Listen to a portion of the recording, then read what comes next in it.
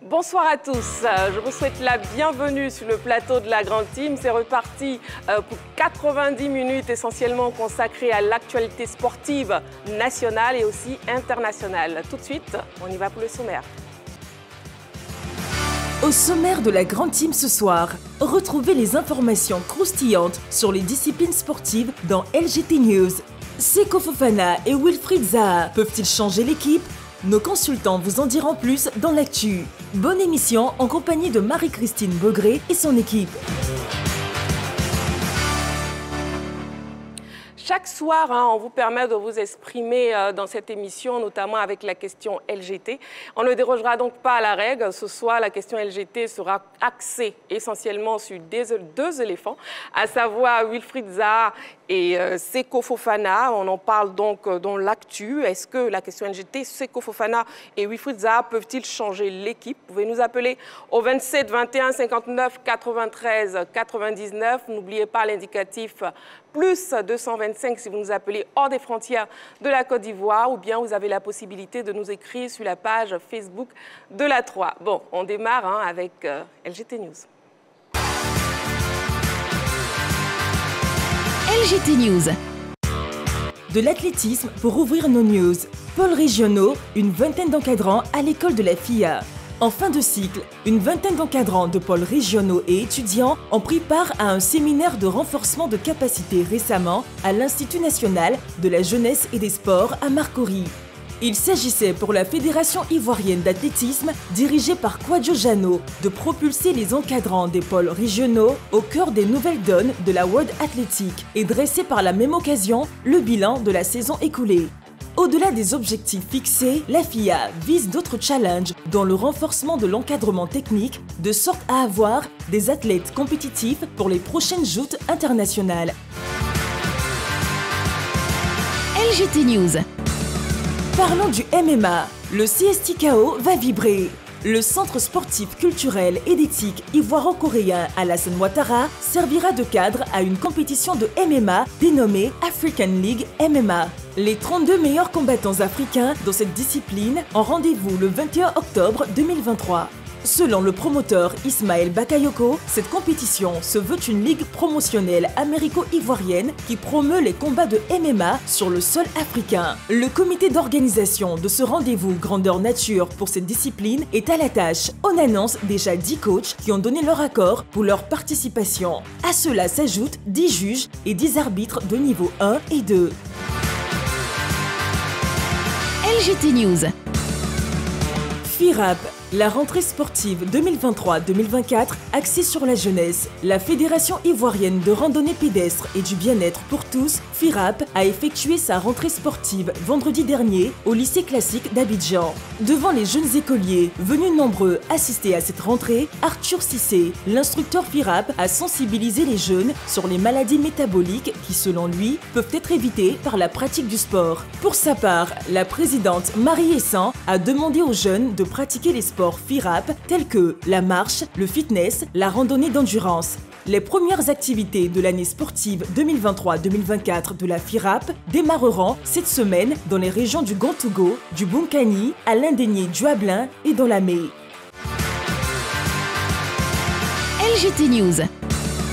Intéressons-nous au football à présent. Éléphant. Alain Guaméné retrouve l'encadrement technique. L'information est tombée dans la nuit d'hier. Alain Guaméné effectue son retour au sein de l'encadrement technique des éléphants. Le directeur technique adjoint a été nommé par la Fédération ivoirienne de football en tant que sélectionneur, entraîneur, assistant, chargé des gardiens de but de l'équipe nationale A. Le vainqueur de Sénégal 92 remplace ainsi à ce poste Grange Fabrice Alphonse. Rappelons que le contrat de ce dernier a été résilié à l'amiable à sa propre demande. LGT News. Fédération Petit Poteau. Bankers Family, vainqueur du championnat des entreprises. La première édition du championnat de Petit Poteau des entreprises a été remportée par Bankers Family samedi dernier au centre ivoiro-coréen. L'équipe victorieuse s'est imposée au tir au but 2-1 après un nul vierge dans le temps réglementaire. Cette première édition a réuni 17 équipes et s'est déroulée sur une journée. Aziz Niamke a fini meilleur joueur de ce championnat. Ce tournoi a été marqué par la présence de Diarra Jakaridja, président de la commission développement du football Petit Poteau en entreprise.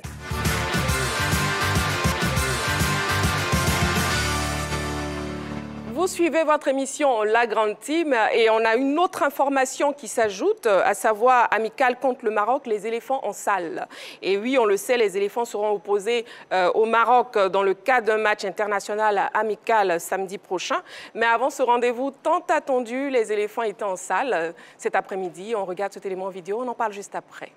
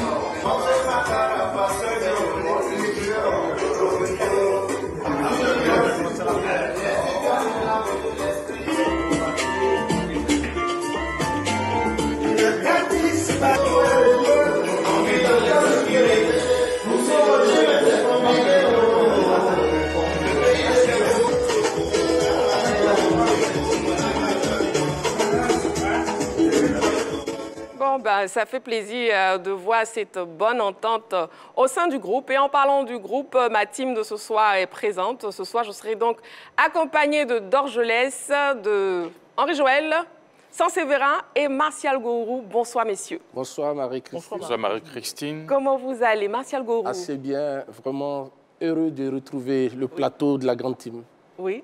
Voilà. Ça se voit. Et le beau visage de Marie-Christine. Oh, merci beaucoup, Martial. Ça fait plaisir de vous m'arrêtes entendre. ça. Oui, Sansévérin, on vous écoute. On vous écoute, Sansévérin. C'est moi qui suis heureux de retrouver Marie-Christine et son sourire joyeux. J'ai passé 3 mois à me remémorer ce sourire-là et ce soir, je suis heureux d'être là, en votre compagnie, en compagnie de mes collègues et des téléspectateurs de la 3, la plus grande chaîne des sports du pays. Merci beaucoup, Sansévérin. Bon, après ces mots de Sansévérin, est-ce que Henri-Joël et Dorgelès peuvent ajouter quelque chose? Rien, hein? Bah, moi, je suis très heureux d'être là. Voilà, je suis très, très heureux. Hier, j'étais de l'autre côté. Aujourd'hui, je suis sur le plateau. Et là, je suis très heureux. Salut toute la Côte d'Ivoire. Salut tout le village. Bon, on commence l'émission. Je pense que c'est mieux comme ça, les déclarations. C'est bon pour ce soir. Bon, un débrief des news déjà, messieurs. On commence avec vous, hein, Sansévérin. Avec vous, on parle justement de l'élément vidéo qu'on vient de regarder à peine avec les éléphants. Oui, tous les joueurs sont là. Les Ivoiriens ont pu le constater. Tous les joueurs pratiquement. Surtout pour les images qu'on a pu voir. Là, maintenant, sur le site de la Fédération ivoirienne de football, Seko Fofana. Il est là, en train de faire de la muscu avec tout le reste du groupe. Sébastien Haller, qui n'est pas très heureux du côté de Dortmund en ce moment parce qu'il ne marque pas. Mais tout sourire, on l'a vu avec Sangaré Ibrahim. L'ambiance est bonne enfant, c'est un réveil musculaire. Pour l'instant, avant qu'il n'entre de plein pied à partir de demain dans la préparation de ce match face au Maroc. Donc, nous sommes heureux de revoir les éléphants et surtout de commencer à revoir tout le groupe au complet à chaque fois qu'il y a un regroupement. Donc ça fait déjà du bien, ça donne de la confiance avant d'affronter les demi-finalistes du Mondial Qatar 2022. Oui, c'est clair. Henri-Joël, avec vous, on parle de la Fédération Petit Poteau. Alors bien sûr, la Fédération ivoirienne de football Petit Poteau, voilà, faut le dire comme ça, qui a décidé quand même de faire compétir les agents dans les entreprises, c'est-à-dire le petit poteau en entreprise. Et là, c'était la première édition du championnat qui s'est déroulée du côté du centre ivoiro-coréen Alassane Ouattara, du côté d'Adjamé ou de Cocody. Bon, ça, c'est long parce que c'est entre ces deux communes-là. Oui. Voilà, c'était une très, très belle fête, une belle compétition qui a réuni 17 équipes. Et voilà, elles se sont disputées la coupe. Finalement, c'est l'équipe nationale des banques de Côte d'Ivoire qui s'est imposée face à une autre équipe d'une banque de la place. Donc voilà, ça a été une très très belle fête et je pense que c'est une bonne trouvaille pour la Fédération de football petit poteau de penser aux entreprises parce que ça va leur permettre aussi, parce que comme on a l'habitude de faire ici avec le sportif du dimanche où on voit certaines personnes s'adonner à cette pratique, notamment le Maracanazo et autres petits poteaux comme on a eu l'occasion de le voir, ça va leur permettre non seulement d'aller compétir après avoir joué, parce que au fur et à mesure qu'on se retrouve, on joue au quartier, ça donne cette envie-là d'aller affronter d'autres équipes. Et si c'est fait en entreprise, je pense que ça peut permettre non seulement à ces travailleurs d'évacuer le stress, la fatigue, mais aussi de participer à des compétitions. Et je pense que là, c'est une très belle trouvaille de cette fédération. Et je pense que ça va continuer parce qu'ils l'ont dit, les organisateurs, ils comptent lancer la deuxième édition en 2024, là, avec plus d'autres entreprises qui viendront peut-être s'inscrire. Peut-être on espère que la Troie va s'inscrire aussi, on ne sait jamais. Avec Marie-Christine comme entraîneur, c'est pas mal. D'accord, bon. On croise les doigts. Mais on note déjà que Aziz Niamki a fini meilleur joueur de ce championnat. Bien sûr, le joueur d'une banque de la place, je ne veux pas citer le nom, il a été très très bon durant le tournoi. Et d'ailleurs, il finit, on dirait ballon d'or de la compétition. Ouais. Il a reçu son prix avec une petite enveloppe et je pense que ça a été très bien pensé pour la fédération de récompenser tout le monde, même ceux qui n'ont pas gagné, ceux qui ont gagné, ceux qui ont été désignés meilleurs joueurs, meilleurs buteurs et tout ça. Et c'est très bien. Merci beaucoup, Henri Joël, pour ces informations. Dorgelès, avec vous, on parle de Eden Hazard qui prend sa retraite. Effectivement, pour la carrière qu'il a eue, Eden Hazard, on dira, pourquoi pas triste fin pour lui, parce que déjà à 32 ans, on pensait qu'il pouvait pousser encore, mais ça n'a pas été facile. Formé au LOSC, il a performé avec ce club-là, donc il a été double champion, donc il a fait coupe championnat en 2011. Ensuite, il part du côté de Chelsea entre 2012 et 2019. 2 fois champion, bien sûr, au niveau de la Premier League. Ensuite, 2 Europa League gagnés avec cette formation de Chelsea. Il est au summum de sa carrière, finalement, en juin, on va dire 2019, sollicité par le Real Madrid. Oui, il va aller du côté de l'Espagne. C'est à peu près, on va dire, 115 millions d'euros pour son transfert. Il arrive, malheureusement, il va enchaîner blessures et pépins physiques. Au final, 7 buts seulement en 54 matchs pour le Belge.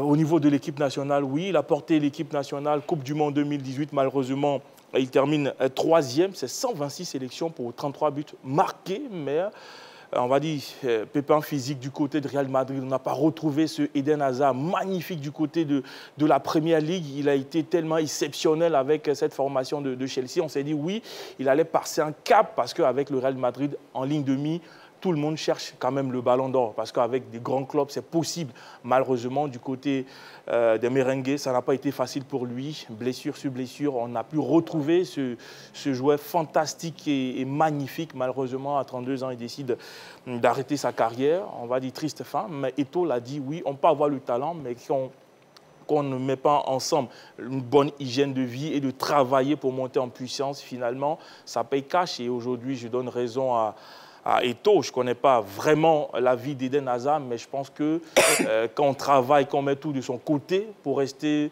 le plus longtemps possible, on a des joueurs comme Zlatan Ibrahimovic qui sont restés aussi longtemps, donc je pense que c'est dommage pour Eden Hazard.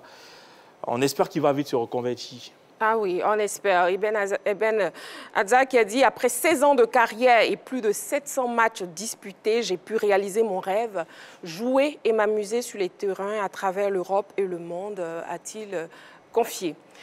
Martial Gorou, avec vous, on parle d'Alain Guamené qui revient en sélection dans l'équipe technique. Tout à fait. Il faut dire que l'ex-gardien de but du Réveil Club de Daloa, de l'Africa Sport, de la SEC Mimosa, et également des éléphants de Côte d'Ivoire, champion d'Afrique 92, oui. Alain Guamené, qui est directeur technique national adjoint, a intégré l'encadrement technique de l'équipe de Côte d'Ivoire. Donc, il va occuper le rôle de sélectionneur, entraîneur assistant, ayant en charge les gardiens de but de l'équipe de Côte d'Ivoire. Pourquoi est-ce que Guaméné, le directeur technique national adjoint, rejoint le groupe Ivoire? C'est que celui qui avait en charge d'entraîner les gardiens de but, le technicien français Fabrice Grange, a été appelé du côté du Qatar par son ami Christophe Galtier. Et donc, ce dernier doit prendre en charge un club qatari. Donc, il est certainement sur le point de signer à Al Dual. Donc, de Grange... Grange. C'est un scoop que vous nous donnez, là. Oui, de Grange, Christophe Galtier appelle Fabrice Desgranges qui va l'aider dans sa tâche. Et donc, il a, d'un commun accord avec ses employeurs de la fédération, vous savez, dans tout contrat, il y a une clause libératoire. Donc, cette clause libératoire a été actionnée. Donc, Desgranges a été libéré. Il va rejoindre le Qatar. Voilà comment Guaméné arrive au sein de cette sélection-là. Bienvenue à Guaméné. Alain, oui, Sévérin désire ajouter quelque chose dessus? Oui, Alain Guaméné qui était déjà là, comme Martial l'a dit, avec les éléphants, sous Henri Michel, on s'en rappelle bien, et qui avait aussi eu, à l'époque, à la DTN, en entraînant les gardiens, qui avait eu quelqu'un comme Sangaré Badra Ali, par exemple, qui est aujourd'hui encore avec les éléphants. Moi, j'ai un petit souci. C'est plutôt 17 ans après. Hein. Voilà, j'ai plutôt un souci. C'est au niveau de la psychologie, ce que ça va devenir au sein des gardiens de but des éléphants. Guaméné Alain est une forte personnalité. Tous ceux qui ont joué avec lui le connaissent, tous ceux qui le côtoient le connaissent.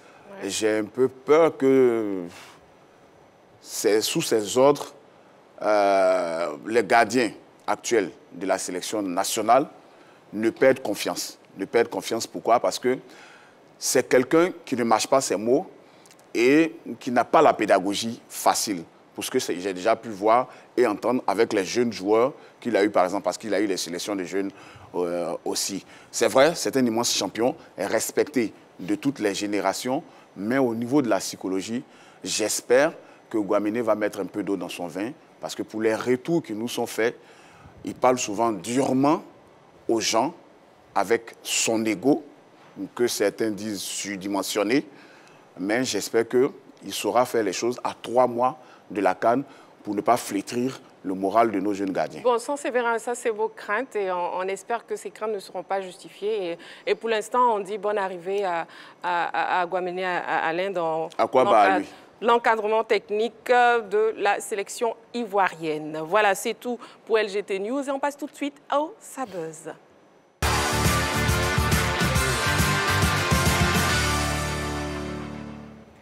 Le Sabuzz de ce soir est consacré à Mbappé, au PSG. Kylian Mbappé qui peine en ce début de saison à se démarquer. Ses performances récentes sont très inquiètes. On regarde cet élément vidéo et on en parle juste après. Alors, messieurs, on voit que l'absence de but de Kylian Mbappé remonte au 19 septembre. Depuis, Mbappé reste plutôt muet. Qu'est-ce qu'il en est impression, Martial Gourou? Oui, bon, je pense que c'est tout à fait normal.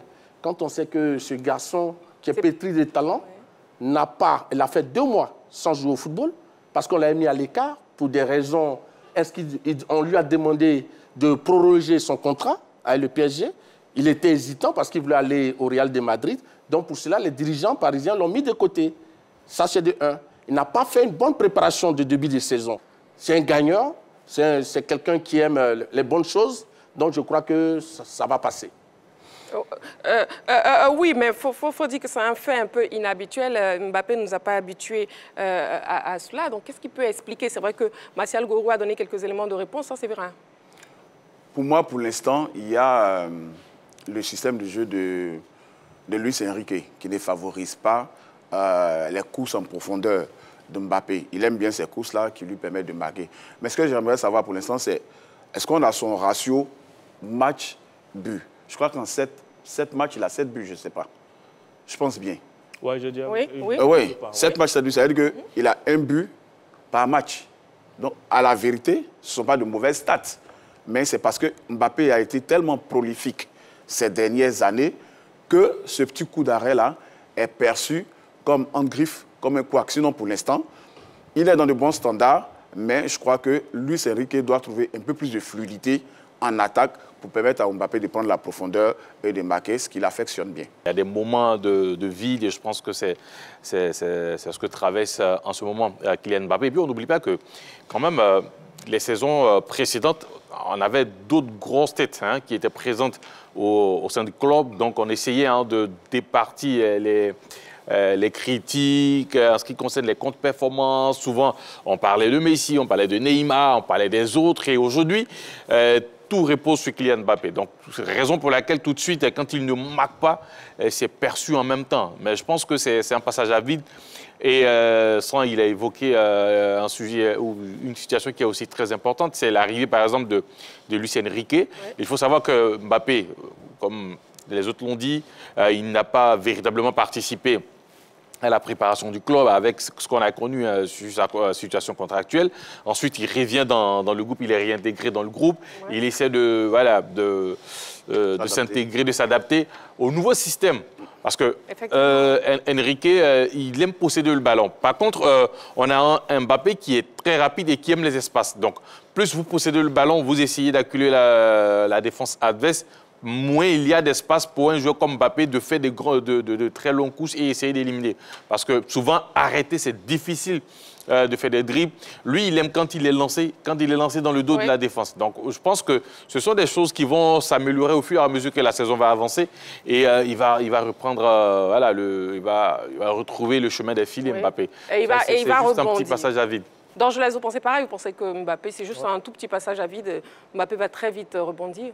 Effectivement, parce que le plus important, je pense qu'il y a aussi la fatigue accumulée de la saison passée, ne l'oublions pas, et puis la pression médiatique aussi sur Kylian Mbappé, parce que le transfert manqué du côté du Real Madrid aussi, moi je pense que c'est encore dans la tête de Kylian Mbappé. Après tout ça, il faut revenir à la compétition. Quand on revient, on n'a plus des garçons comme Messi et Neymar, donc tout le monde se dit aujourd'hui, oui, c'est lui qui va porter l'équipe, parce qu'avant ça, à la prolongation de Neymar sur la saison précédente, on travaillait pour que Neymar porte cette équipe du Paris Saint-Germain. Malheureusement, c'est Kylian Mbappé avec ses performances. Donc oui, on se pose beaucoup de questions, mais en même temps, on se dit oui, il est encore jeune, il y a encore du temps, parce que ça peut arriver de pouvoir commencer timidement la saison, mais je pense que quand Luis Enrique va comprendre comment faire évoluer le jeu de façon globale de cette formation, parce que c'est ça, Luis Enrique, c'est le tiki-taka, c'est la possession, c'est des ballons qui ne sont pas allongés, mais aujourd'hui, Kylian Mbappé, lui, il aime dévorer l'espace, mais ce n'est pas ce qu'il veut inculquer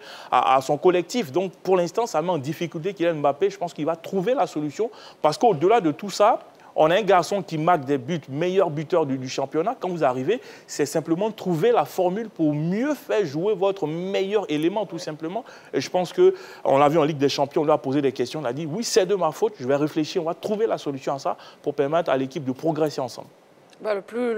Notre souhait, en tout cas, pour Kylian Mbappé, c'est qu'il rebondisse et qu'il revienne en pleine forme, parce qu'il nous a habitués justement à énormément de buts. Voilà, c'était pour le Sabuzz. On marque une petite pause, ne bougez surtout pas. On se retrouve tout juste après pour Niaga des supporters et aussi pour le sujet qui fait l'actu. À tout de suite.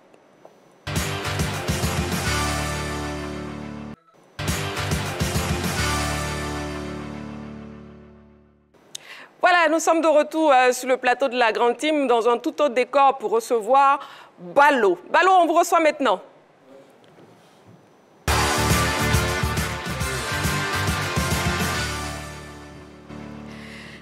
Niaga des supporters, Ballo, avec vous, on sait que très souvent, les téléspectateurs s'adonnent à des jeux.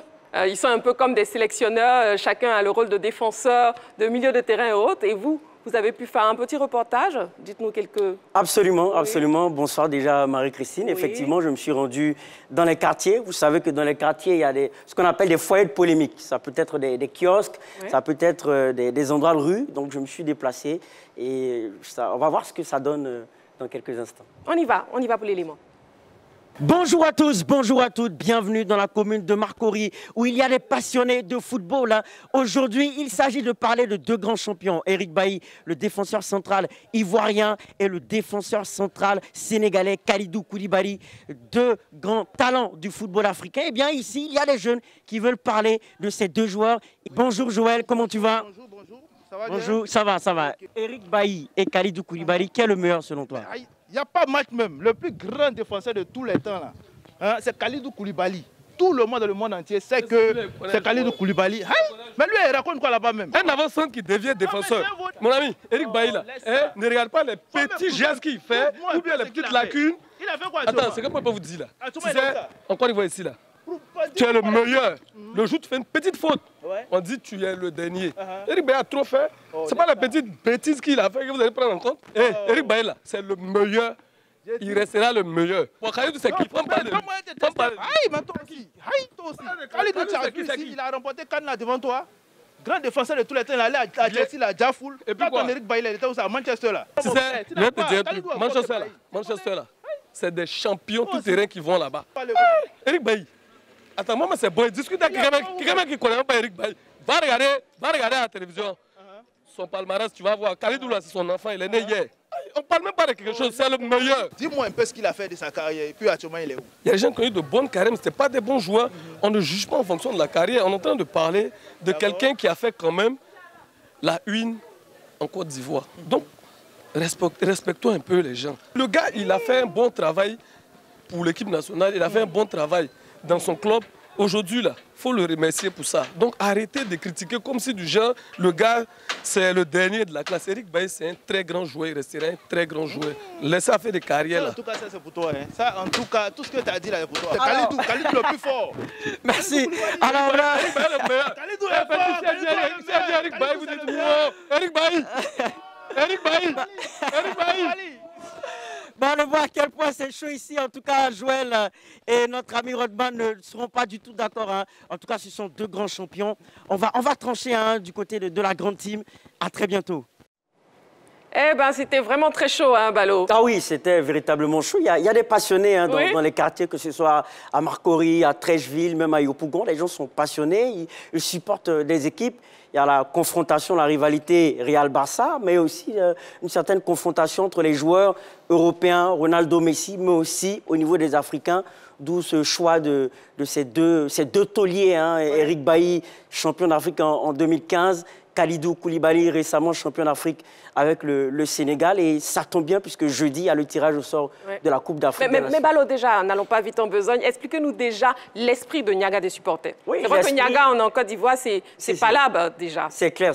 Hein, donc, pour ceux qui ne le savent pas, Niaga, c'est pas là. Donc, l'esprit, c'est cela. C'est-à-dire, c'est de susciter la polémique. Ou du moins, mettre en lumière, mettre en évidence les différentes polémiques des quartiers à la télévision. Vous savez, dans les grains, les coins de café ou les kiosques, les gens aiment beaucoup débattre de football, mais n'ont pas l'opportunité d'être visibles. Donc, l'opportunité qu'offrent la 3 ces jeunes-là, c'est la visibilité et aussi la possibilité de mettre en lumière leur passion, mais aussi de faire de la proximité. Et comment vous dénichez ces débatteurs-là?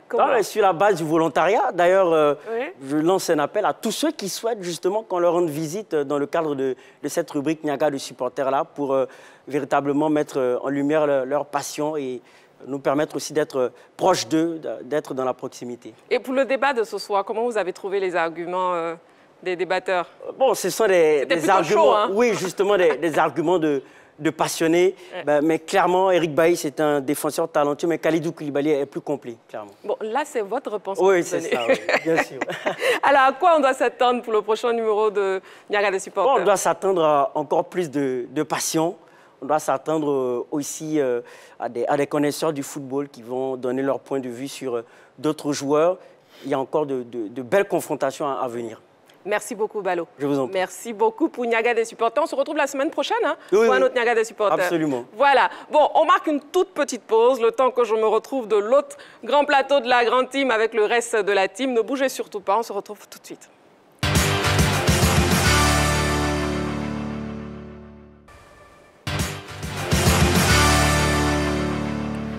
Vous Vous suivez votre quotidienne sportive La Grande Team. Je suis en compagnie de Martial Gourou, d'Orgelès, Saint-Séverin et Henri Joël à nouveau. Comment vous allez, messieurs? Ça va, je ne vous ai pas trop manqué. Oui, ça va très bien.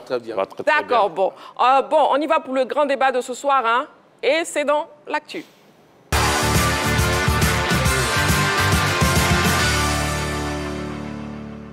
La question LGT, donc, Seko Fofana et Wilfried Zaha peuvent-ils changer l'équipe parlant de la sélection? Le téléphone est ouvert, vous pouvez nous appeler au 27 21 59 93 99, toujours précédé de l'indicatif plus 225 si vous nous appelez hors des frontières de la Côte d'Ivoire. Et aussi, vous pouvez nous écrire sur la page Facebook de la 3. Et ce sera un plaisir pour moi de lire déjà quelques messages tout à l'heure. Mais déjà, messieurs, à vos panonceaux, j'ai bien envie d'avoir votre avis. On y va donc. Seko Fofana et Wilfried Zaha peuvent-ils changer l'équipe? Oui ou non?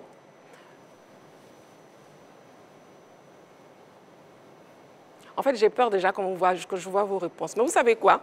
Vous allez replacer vos panonceaux. On regarde l'élément vidéo et après, je donne au grand public vos réponses. On y va. Alors finalement, pourront-ils apporter une vraie plus-value à l'équipe de Jean-Louis Gasset? Messieurs, vos réponses? Oui, Martial Gourou, oui, Saint-Séverin, non, Henri Joël, et oui, d'Orgelès. Martial Gourou, pourquoi le oui? D'accord, c'est des joueurs qui sont quand même des grands compétiteurs par leur envie, oui, leur état d'esprit. Parce que pour ceux qui connaissent Seko Fofana et Wilfried Zaha, c'est des joueurs qui n'aiment pas perdre. Et ça se sent dans leur comportement. Là, dans les différents clubs où ils sont passés. Donc, je crois que déjà, à partir de le côté psychologique, la volonté, c'est d'abord un atout. Et puis, en plus, c'est des joueurs qui sont plus à présenter. Vous savez, Wilfried Zaha est un joueur de qualité, il est expérimenté, il sait percuter, il sait déborder, il sait éliminer un vis-à-vis, il sait déstabiliser une défense adverse. Quant à Seko Fofana, c'est une véritable machine, capable de se projeter vers l'avant, donner des dernières passes aux attaquants et il sait aussi marquer. Donc voilà les qualités de ces joueurs-là. Donc je pense au sein de l'équipe de Côte d'Ivoire, c'est un plus au niveau offensif. D'accord. Saint-Séverin, qu'est-ce qu'ils ont de plus, ces deux joueurs? Oh, ils ont la rage en plus, le talent en plus. Zaha est un ailier qui peut jouer aussi en pointe. Il a déjà joué à ce poste à Crystal Palace quand il était en Angleterre. Seko Fofana, c'est un milieu box-to-box. C'est un joueur qui percute également dans l'entrejeu. Je pense qu'on a vu sur les dernières prestations de ces deux joueurs, Seko en 2022, en septembre 2022, face au Togo et à la Guinée, il a été auteur de... Il a marqué contre chacune de ces deux équipes-là. Il a été étincelant avant de manquer tous les autres regroupements jusqu'à celui de ce mois d'octobre 2023. Donc il a été absent depuis un an pratiquement. Zaha, aujourd'hui, ça fait 11 mois. Il est de retour en sélection. Mais la dernière fois qu'il était là, vous vous en souvenez, il a provoqué un penalty dans un match. Donc, je veux dire, en termes d'ailier aujourd'hui en sélection, en dehors de Simon Adingra qui est en train de monter, il n'y a pas meilleur que Zaha. Tous les Ivoiriens vous le diront. Au milieu de terrain, en termes de fraîcheur physique, en termes de percussion, en termes de milieu box-to-box, Seko Fofana n'a pas son égal. Peut-être que Sangaré Ibrahim est le seul au milieu de terrain à pouvoir s'asseoir à la table de Seko Fofana. Ces deux joueurs sont de véritables atouts. La preuve, après un an d'absence, Jean-Louis Gasset a continué de parler avec eux et de faire en sorte qu'ils reviennent en sélection. C'est parce qu'ils peuvent apporter en attaque et au milieu de terrain deux compartiments qui, pour l'instant, sur les derniers matchs, sont en silence chez les éléphants. Très bien, voilà qui est dit. Hein. Je sais que Henri Joël n'est pas du même avis que vous. On a bien envie de l'entendre. Bon, j'ai dit non parce que déjà, il faut essayer de replacer ces joueurs-là avec l'histoire qu'ils ont avec la sélection. Ils ne sont pas nouveaux au sein de cette équipe. Seko Fofana, depuis très longtemps, il est avec l'équipe de Côte d'Ivoire, même s'il y a eu un break où il ne venait plus avec la sélection. Et là, il revient. Bon, il revient maintenant, puisqu'il avait fait un petit tour à un moment avant de disparaître. Zaha, il est présent depuis longtemps. Et d'ailleurs, en ce qui concerne Zaha, le match référence que bon j'ai, c'est le 8e de finale face au Mali, où il fait un très bon match. La Côte d'Ivoire se qualifie jusqu'à présent. Si on cherche un match référence de Wilfried Zaha avec l'équipe nationale, on ne va pas en trouver.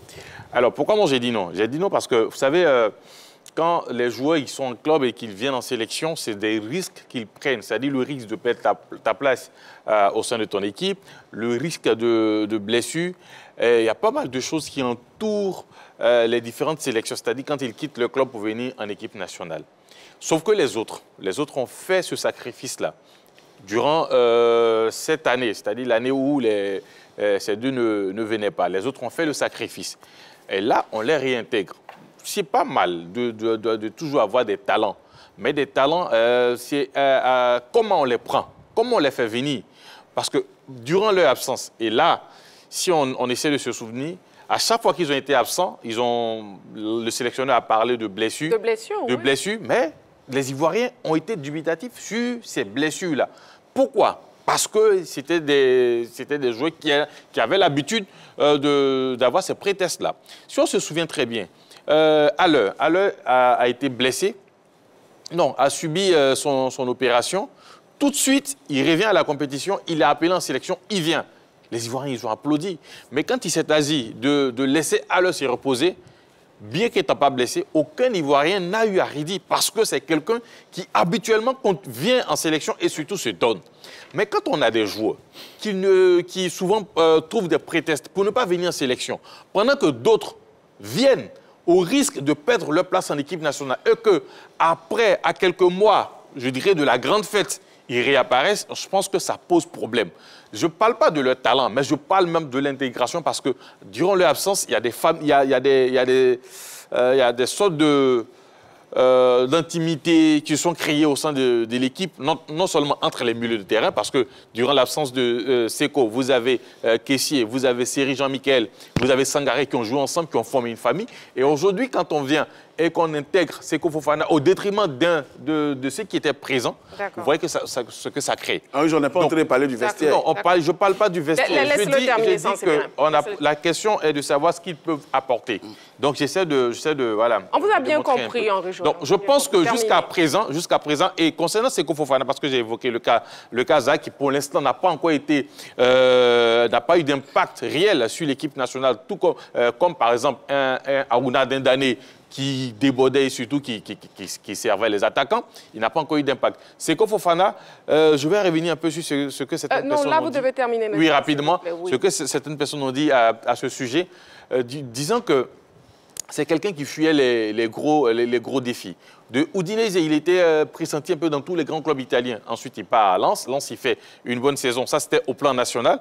Quand il s'est agi d'aller en Ligue des Champions, il est parti au Qatar. Et là, nous sommes devant un gros défi. En Arabie Saoudite, nous sommes devant un gros défi. Le gros défi, c'est quoi? C'est la CAN. Et c'est le Maroc. Donc, je pense que là, c'est pas... Voilà, c'est bien compris, en tout cas, Henri Joël. Je pense qu'on a bien compris vos arguments. Vous n'êtes pas du tout du même avis que Martial Gourou, Sansévérin et Dorgelès. Dorgelès, on ne vous a pas encore entendu. Ouais, j'ai dit oui, mais oui. Parce que quand vous regardez Wilfried Zaha, on sait... Pas un oui, mais c'est un oui. Oui, quand je dis, parce que vers la fin aussi, excusez-moi, il y a quelque chose à dire là-dessus. Wilfried Zaha, on le connaît, capacité à dribbler, à percuter. Oui, on a bien compris. Seko Fofana, il a cette faculté-là de se projeter vers l'avant, également de bien défendre. Mais au-delà de tout ça, ce sont deux joueurs que la Côte d'Ivoire peut s'en passer.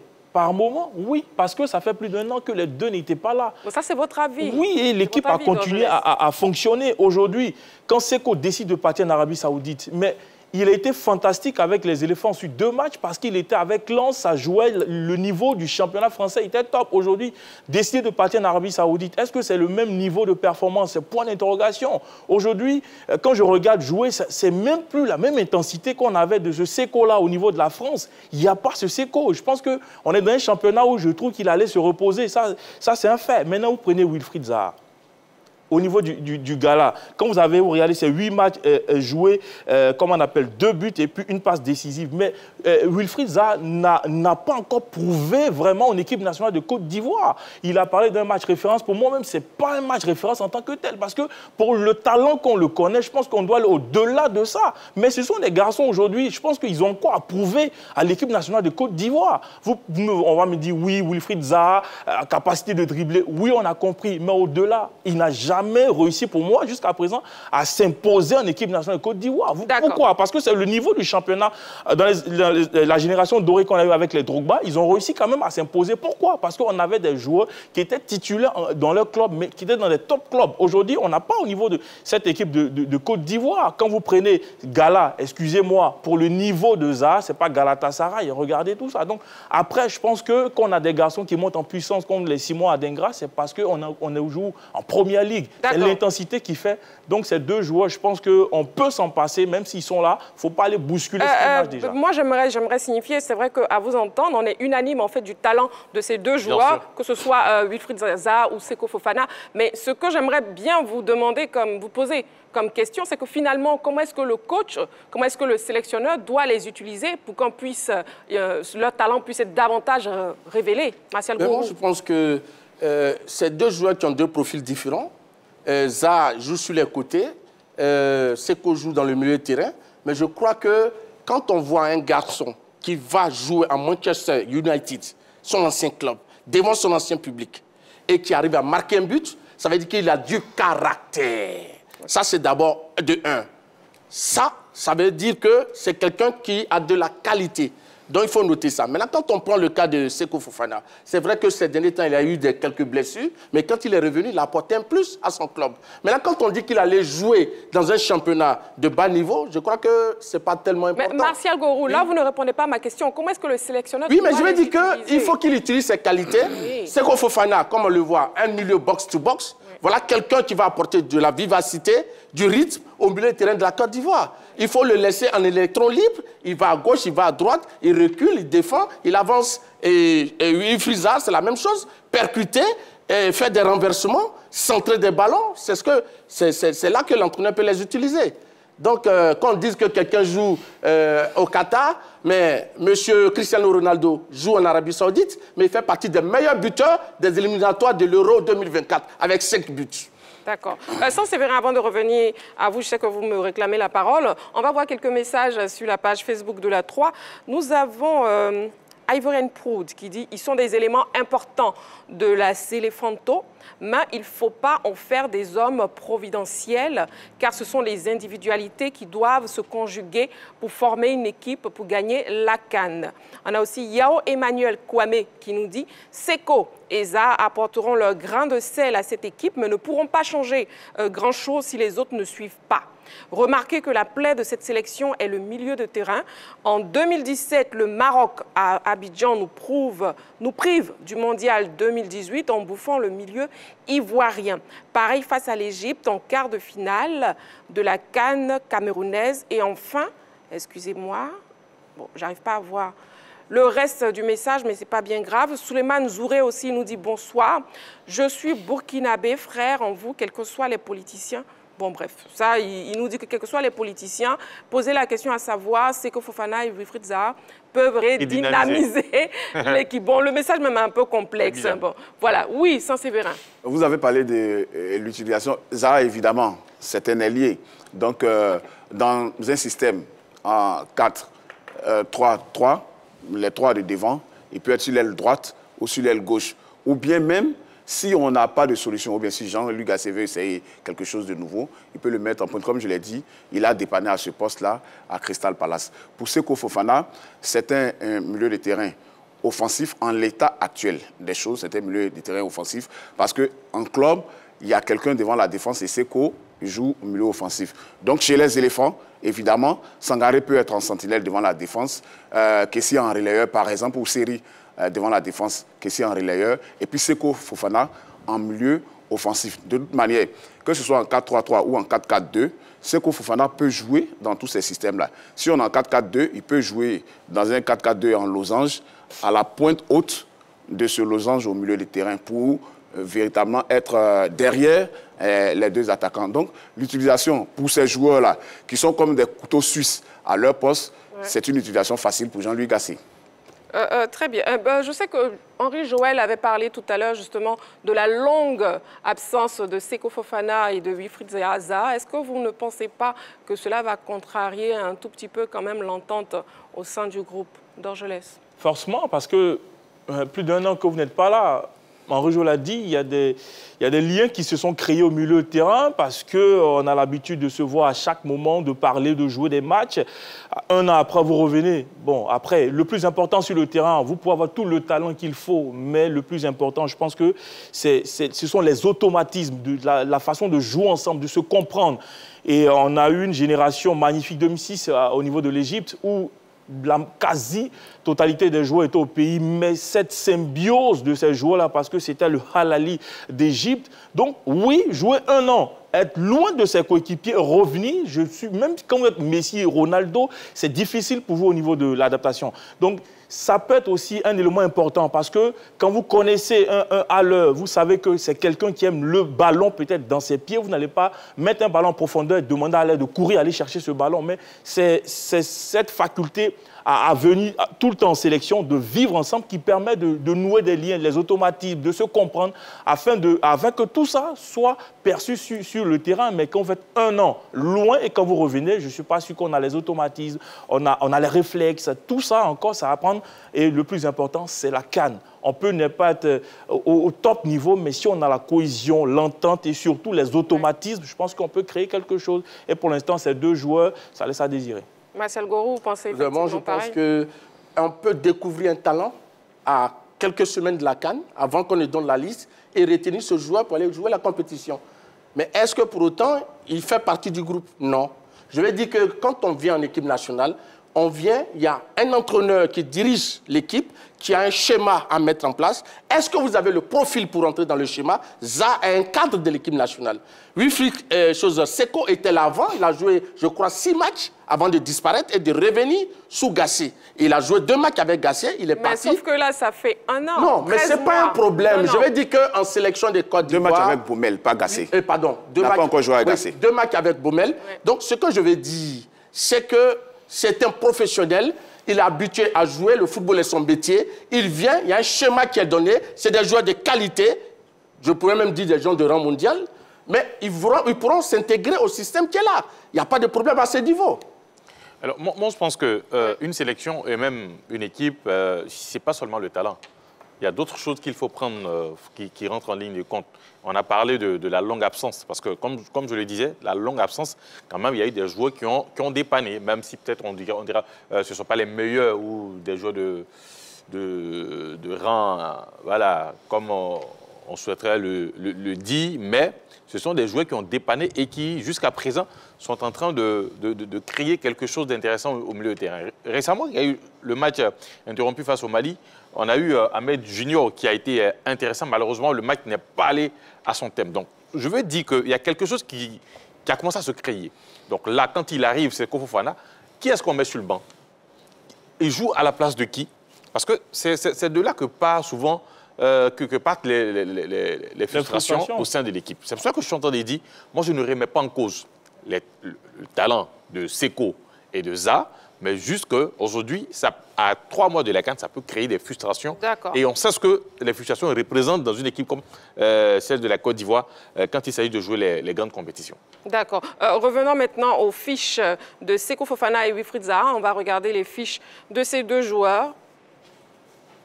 Seko Fofana? Oui, Seko Fofana, voilà, 7 mai 1995, date de naissance à Paris-France, nationalité ivoirienne, bon poste milieu de terrain. Avec les éléphants, c'est la première sélection, remonte au 11 novembre 2017, dans un match Côte d'Ivoire-Maroc perdu à Abidjan face au Maroc, 2-0. D'ailleurs, c'était pour les éliminatoires du Mondial. 2014. Ensuite, nombre de sélections, 8, buts 3 buts, et puis participation à la CAN 0. Cette saison, avec Al Nassr, c'est 5 matchs, 2 titularisations, 2 buts, 0 passes, 0 carton jaune, 0 carton rouge.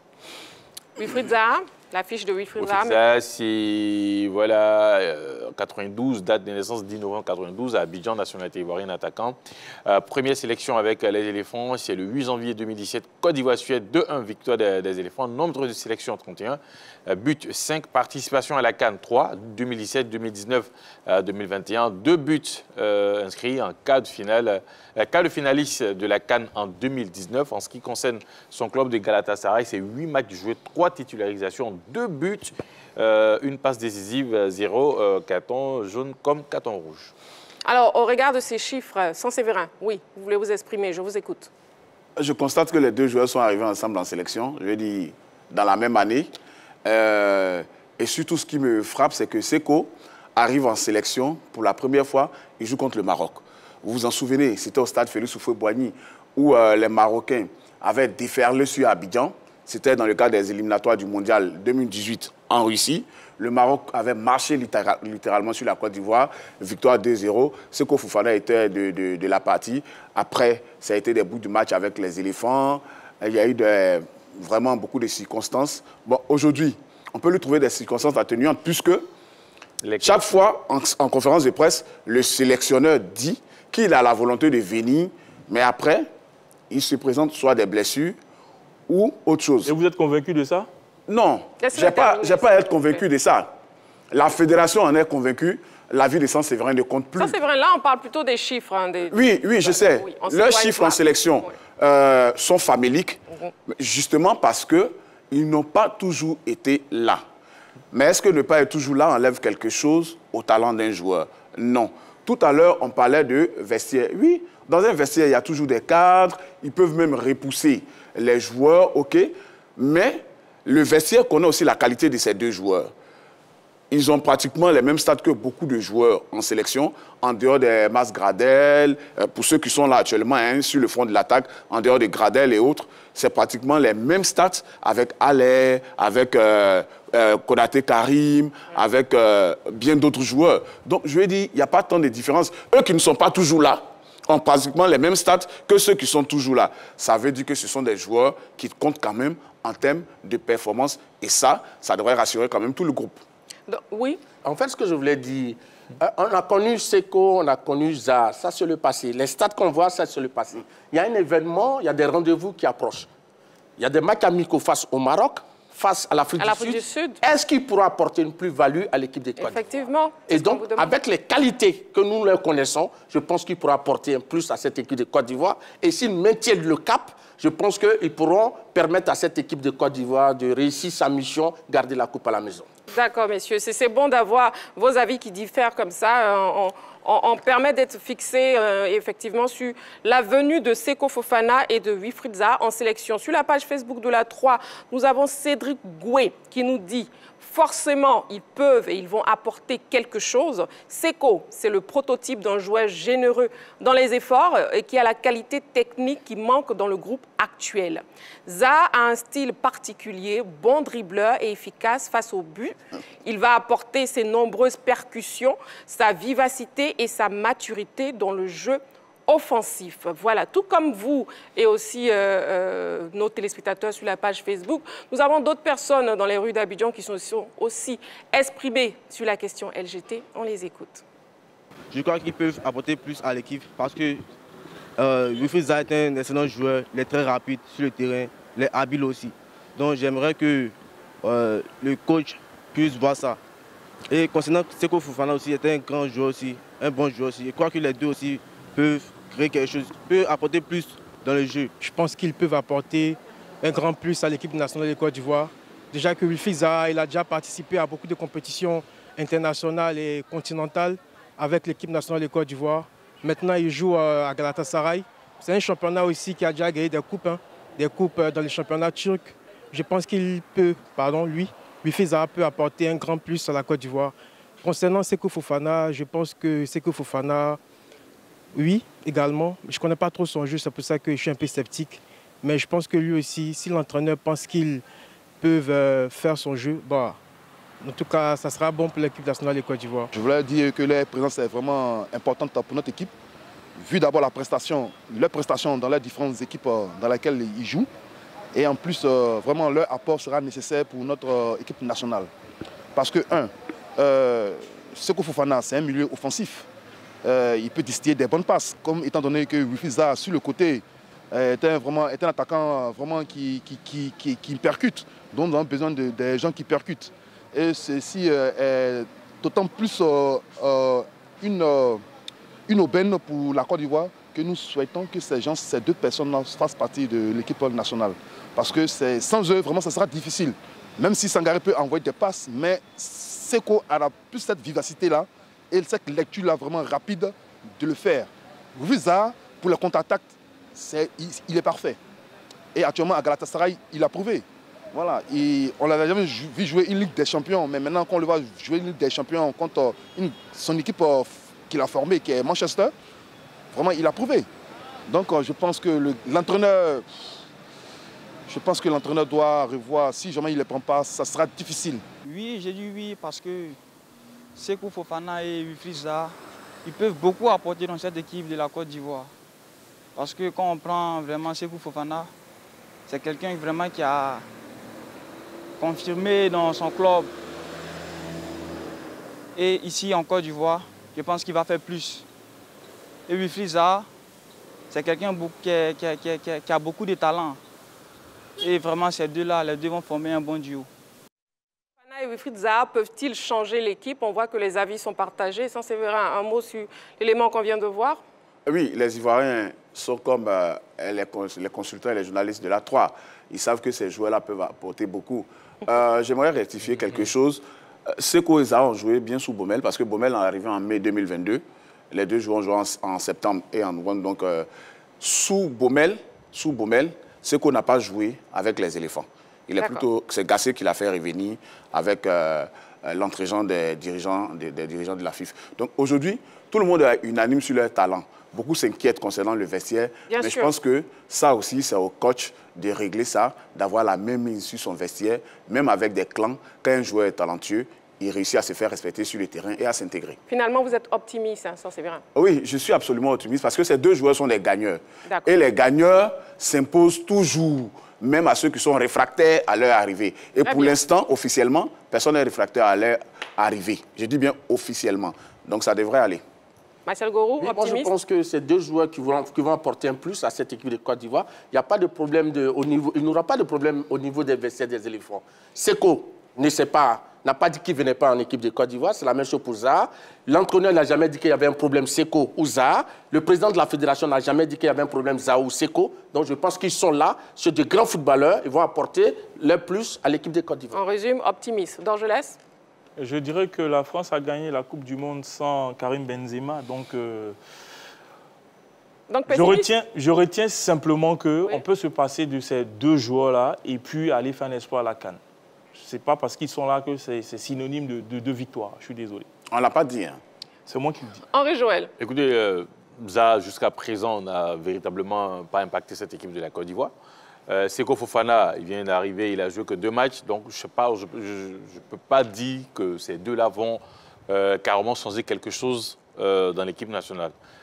Quoique, avoir toujours des talents, c'est intéressant pour une équipe et surtout pour un entraîneur, pour essayer d'essayer pas mal de plans.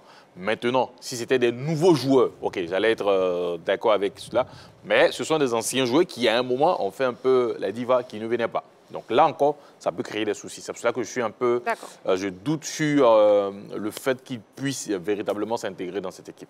OK, mais on retient une chose, c'est que le sélectionneur Jean-Louis Gasset connaît très bien ses joueurs et on pense qu'il pourra bien placer, bien coacher la sélection ivoirienne et peut-être qu'on aura de très belles surprises. Hein. On reste optimiste, en tout cas moi je suis optimiste et je crois vous aussi chez vous à la maison. Donc on attend de voir ces 2 matchs amicaux face au Maroc et aussi à l'Afrique du Sud. Si vous nous prenez maintenant en marche, on vous permet de voir les news avec LGT News.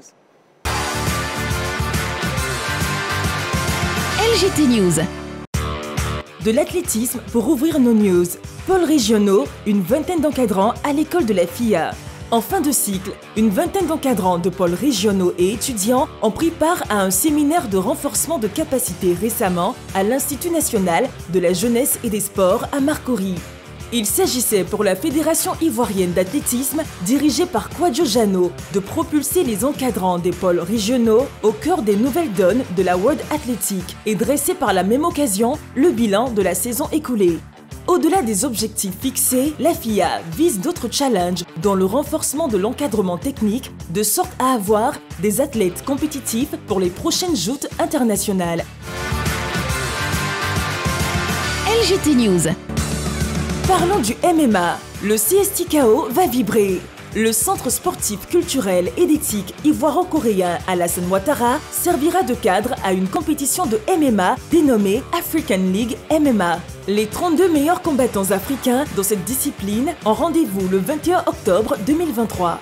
Selon le promoteur Ismaël Bakayoko, cette compétition se veut une ligue promotionnelle américo-ivoirienne qui promeut les combats de MMA sur le sol africain. Le comité d'organisation de ce rendez-vous grandeur nature pour cette discipline est à la tâche. On annonce déjà 10 coachs qui ont donné leur accord pour leur participation. À cela s'ajoutent 10 juges et 10 arbitres de niveau 1 et 2.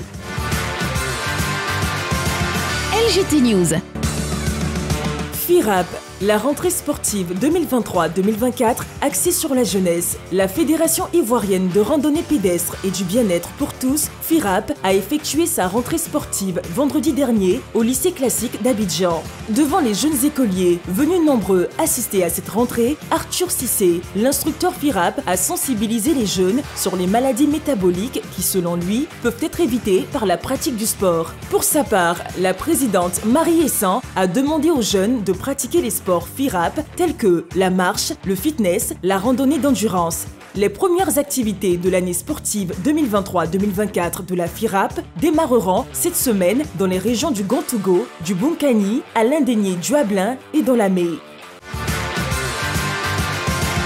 LGT News. Intéressons-nous au football à présent. Éléphant. Alain Guaméné retrouve l'encadrement technique. L'information est tombée dans la nuit d'hier. Alain Guaméné effectue son retour au sein de l'encadrement technique des éléphants. Le directeur technique adjoint a été nommé par la Fédération ivoirienne de football en tant que sélectionneur, entraîneur, assistant, chargé des gardiens de but de l'équipe nationale A. Le vainqueur de Sénégal 92 remplace ainsi à ce poste Grange Fabrice Alphonse. Rappelons que le contrat de ce dernier a été résilié à l'amiable à sa propre demande. LGT News. Fédération Petit Poteau, Bankers Family, vainqueur du championnat des entreprises. La première édition du championnat de Petit Poteau des entreprises a été remportée par Bankers Family samedi dernier au centre ivoiro-coréen. L'équipe victorieuse s'est imposée au tir au but 2-1 après un nul vierge dans le temps réglementaire. Cette première édition a réuni 17 équipes et s'est déroulée sur une journée. Aziz Niamke a fini meilleur joueur de ce championnat. Ce tournoi a été marqué par la présence de Diarra Djakaridja, président de la commission développement du football Petit Poteau en entreprise. LGT News. Belgique, Eden Hazard prend sa retraite. Eden Hazard a annoncé ce mardi sur les réseaux sociaux qu'il mettait un terme à sa carrière de footballeur professionnel. À 32 ans, le désormais ex-international belge range définitivement les crampons. Hazard a fait les beaux jours de Lille, Chelsea, avant de rejoindre le Real de Madrid où son passage a été contrarié par les blessures. Après 16 ans de carrière et plus de 700 matchs disputés, j'ai pu réaliser mon rêve, jouer et m'amuser sur les terrains à travers l'Europe et le monde, a-t-il confié.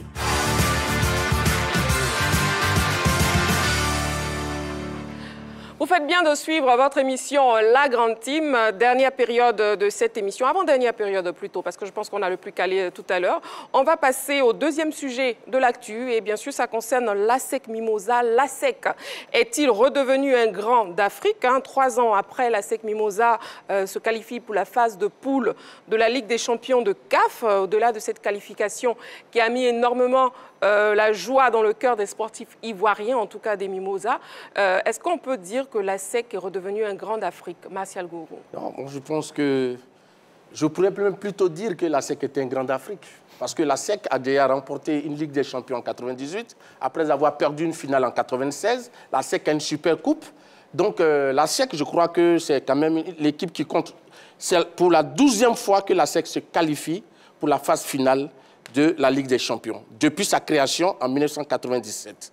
Et c'est le 5e club africain en nombre de participations.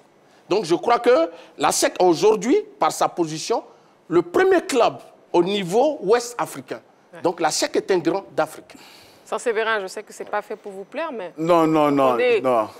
Je ne sais pas, personne ne peut me dire que l'ASEC est un grand d'Afrique. Bah si, l'ASEC compte. L'ASEC compte parmi les plus grands clubs d'Afrique, mais l'ASEC n'est pas aujourd'hui considéré comme un grand d'Afrique. Aujourd'hui, sont considérés comme les grands d'Afrique, Espérance de Tunis, Al Ahly, le WAC, et toutes ces équipes-là. Depuis 1999, aucun club ivoirien n'a remporté un trophée africain. Le dernier club ivoirien à avoir remporté un trophée africain, c'était l'Africa Sport, avec les cadets Keita et autres.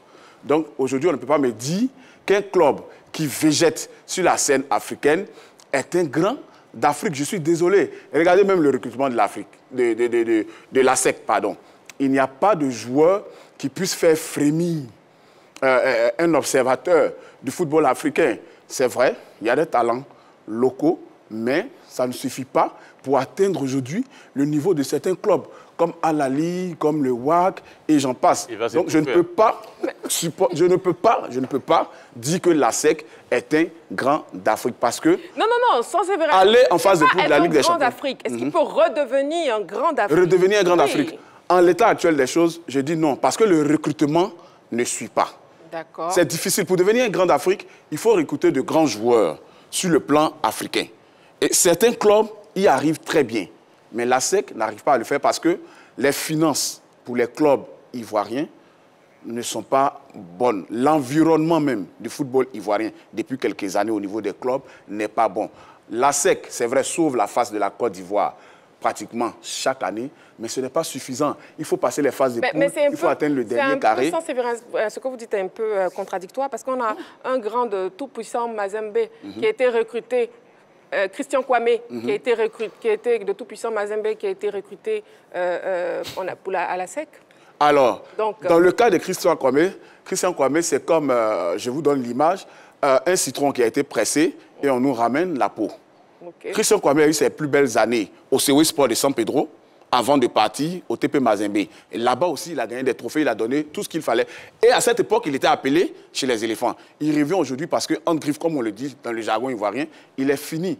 Donc, je ne vois pas ce qu'il peut apporter à cette équipe, même si c'est un recrutement qui peut faire miroiter quelque chose de grand aux actionnaires. Alors, je ne sais pas ce qu'on met dans Grand Afrique. Moi, pour moi, la SEC a toujours été une grande Afrique. C'est-à-dire, quand on prend palmarès, la SEC a un bon palmarès au plan africain. Ensuite, quand on prend la forme du moment, on n'oublie pas que la SEC a joué les demi-finales de la Coupe de la Confédération la saison passée. Et aujourd'hui, la SEC fait partie des 16 meilleurs clubs sur le continent africain. C'est-à-dire, la SEC est qualifiée pour jouer la Ligue des Champions.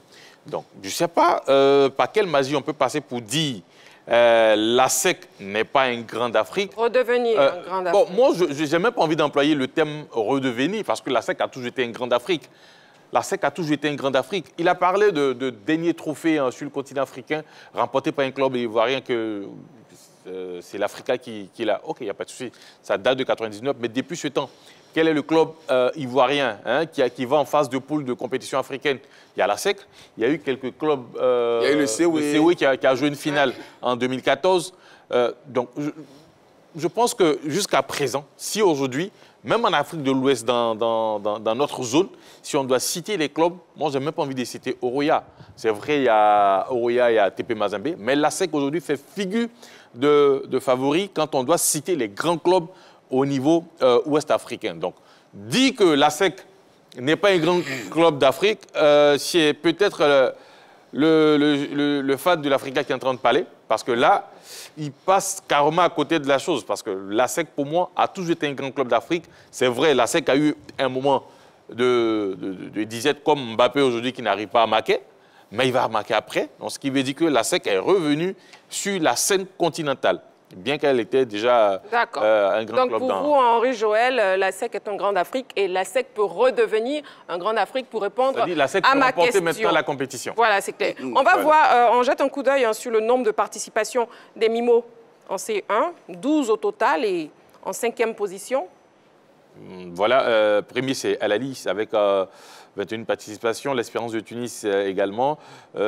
Troisième, c'est le Zamalek avec 13 participations, le TP Mazembe 13 participations. Et malgré ce long moment du disette de la SEC, c'est 12 participations derrière le TP Mazembe et derrière l'équipe de Zamalek. Al Hilal également à 12. Donc quand on regarde ce classement-là, la SEC fait partie des 10 meilleurs clubs au niveau, en termes de participation au niveau de la Ligue des Champions. Alors, montrez-moi un autre club ivoirien qui figure dans ce classement-là. Et puis, on ira... Merci beaucoup. D'accord, on a aussi le tableau du classement quinquennal de la CAF qu'on regarde. Voilà, sur ce tableau, l'ASEC est à la 16e place, c'est-à-dire le premier club ivoirien sur ce tableau. Alors, on va essayer de chercher les autres clubs, mais il faut tourner la page jusqu'à la 200e place. Par rapport à ce tableau quinquennal, il faut dire que l'ASEC occupait la 19e place. Et l'ASEC a gagné des rangs. L'ASEC est maintenant 16e. Donc, et puis, en dehors de cela, avec sa place de premier club africain, l'ASEC devrait normalement être qualifiée pour la Ligue africaine des clubs la saison prochaine. Donc c'est important. Et quels sont les pièges que la SEC pourrait éviter, Dorgelès? Les pièges, je veux dire, c'est de bien voyager durant cette campagne-là, parce que par moments, ça se joue sur des détails. C'est là qu'on attend, bien sûr, les jaunes et noirs. Après, sans sévérer aussi à parler du recrutement, il faut, parce que c'est bien de dire nous sommes un grand d'Afrique, oui, mais il faut aller chercher les compétitions. Au niveau de la Coupe de la Confédération, on est passé juste à côté parce qu'à un moment donné, ça manquait de présence devant les buts. On n'avait pas ce tueur-là qui pouvait nous permettre d'aller gagner cette compétition, parce qu'il ne suffit pas de jouer une compétition pour jouer. Il faut se donner les moyens d'aller gagner. La campagne de l'ASEC sur la Coupe de la Confédération, mais c'était tellement magnifique. Vraiment, j'ai été vraiment étonné de ne pas voir les Mimos aller jusqu'en finale, parce qu'à un moment donné, c'est la profondeur de banc. Ce sont les joueurs quand même Konaté, Kiaziz qui sont partis. On n'a pas véritablement réussi à les remplacer. Aujourd'hui, on a perdu des garçons comme Atoula, tout et tout. Est-ce qu'on les a remplacés comme il se doit? Parce que ça va se jouer sur des détails. Il faut aller mieux négocier les matchs à l'extérieur et puis faire le job à la maison pour espérer sortir déjà même de ces phases de poule, parce que ça va être compliqué. On a des équipes qui ne vont pas nous faciliter la tâche. On va le dire, oui.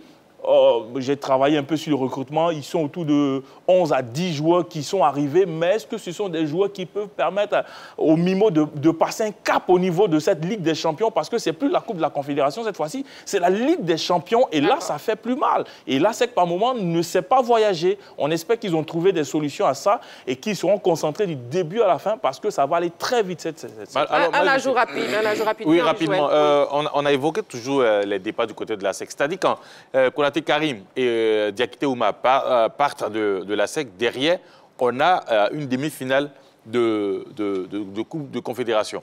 Ensuite, on a le départ de Atoula, on a le départ de Zouzoua, on a le départ de quelques noms, avec Zougrana et autres. La SEC se qualifie pour la phase de poule de la Ligue des Champions. C'est vrai, il y a toujours ces départs-là, mais il faut reconnaître le travail qui est fait du côté de la SEC. Ils font du bon travail, ils font du recrutement intelligent, parce que perdre ces joueurs-là, pas les moindres, quand on prend Zougrana, c'était l'un des meilleurs milieux de terrain dans les compétitions africaines au niveau de la Coupe de la Confédération. Quand on prend Atoula à son poste, vraiment peut-être il faisait partie du top 5.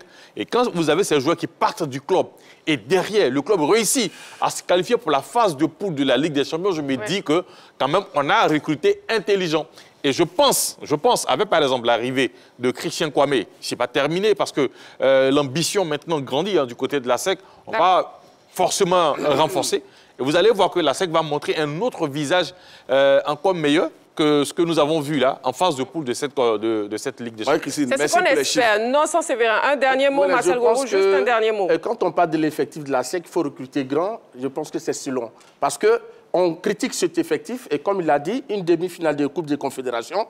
Et la SEC, depuis 2019, malgré les noms qui ont été cités, n'était jamais arrivé en phase finale de Ligue des Champions. Et avec tous ces nombreux départs, la SEC réussit à se positionner. Donc ça veut dire que les joueurs qui sont là ont de la qualité. Avec moins de participation, le WAC a 3 Ligues des Champions. La SEC, avec plus, en a une. Merci beaucoup, Sévérin, pour cette dernière précision. Voilà, merci messieurs. On tire allègrement à la fin de notre émission, mais on ne terminera pas l'émission, bien sûr, sans passer au plus calé. Direction le plus calé.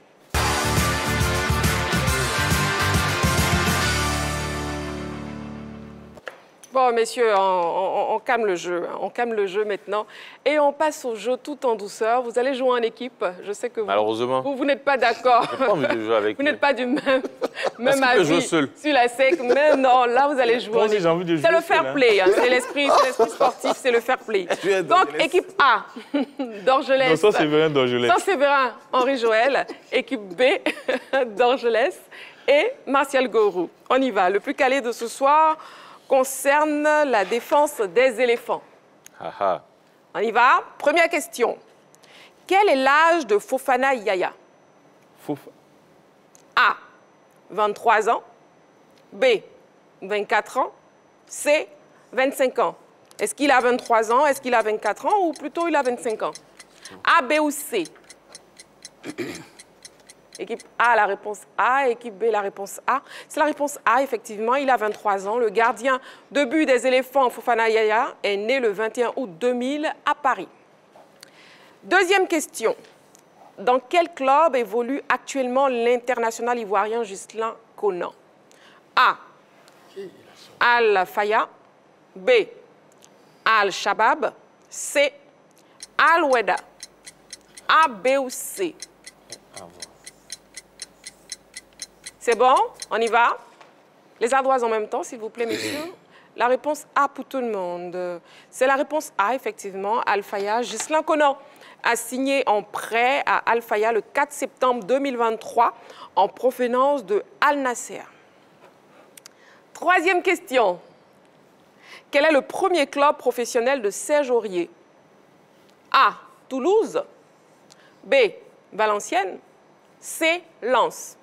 A, B ou C, quel est le premier club professionnel de Serge Aurier? Les ardoises en même temps, s'il vous plaît, d'Orgelès. La réponse B pour le groupe B, la réponse C pour le groupe A. C'est la réponse C, Lens. Formé au Racing Club de Lens, l'international ivoirien Serge Aurier a signé son premier contrat professionnel avec le Sang et Or en juin 2009. Il a été formé avec Jean-Philippe Bamin, qui est milieu de terrain des éléphants aussi. Merci beaucoup, Saint-Séverin. Vous êtes en amour. Quatrième question, messieurs. En quelle année Willy Bolly a-t-il effectué ses débuts avec les éléphants? A, 2019. B, 2020. Ou C, 2021. 2019, 2020, 2021. A, B ou C, messieurs? Messieurs, vos ardoises, s'il vous plaît. La réponse C pour le groupe B, la réponse B pour le groupe A. C'est la réponse B. En 2020, Willy Bolly a disputé son premier match avec les éléphants le 12 novembre 2020 face à Madagascar en éliminatoire de la CAN 2021. Donnez le dernier point. Non, on poursuit. La dernière question. Cinquième et dernière question, messieurs. Dans quel club on n'a jamais joué, dans quel club plutôt, n'a jamais joué Evan Dika? A, Auxerre. B, Nantes. C, Francfort. A, B ou C?